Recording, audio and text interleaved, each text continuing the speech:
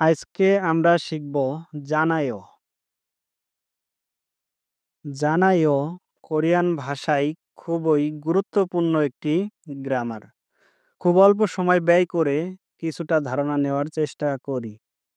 জানায়ো তো তাই না, আছেই তো, ছিল নাকি, মূলত উচ্চারণের ধরনের উপর নির্ভর করে অর্থটি ভিন্ন হয়। সাধারণত মনে করিয়ে দেওয়া বা জোর দিয়ে কোনো কথা বলার ক্ষেত্রে জানায়ো ব্যবহার হয়।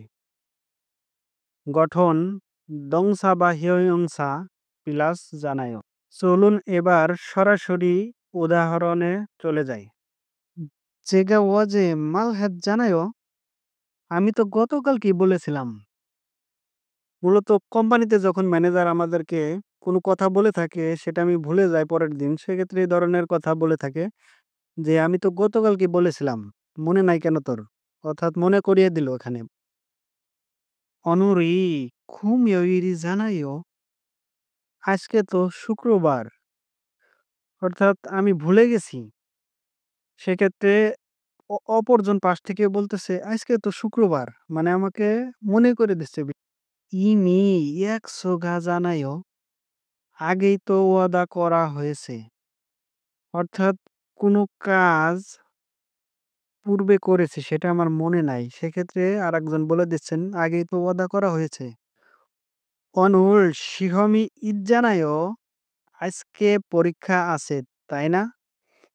মানে প্রশ্ন করার ক্ষেত্রেও জানায়ও ব্যবহার করা যায়। মানে আমি জানি তারপরও নিশ্চিত হওয়ার জন্য অপরজনকে জিজ্ঞেস করা যায় এইভাবে। ইগো নমু ভিসা জানাইও, এটা তো খুবই দামি।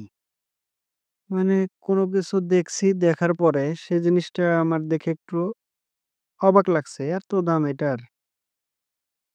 উরি ই খাগে জাজু ও জানাইও, আমরা তো এই দোকানে প্রায় আসি। অর্থাৎ ২ জন বন্ধু একসাথে দোকানে গেছি। সেই দোকানে যাওয়ার পরে আরেকজন বন্ধু মনে করতে পারছে না এখানে কোথায় আসছি। তখন আরেকজন মনে করিয়ে দিচ্ছে, "এখানে তো আমরা প্রায় আসি।"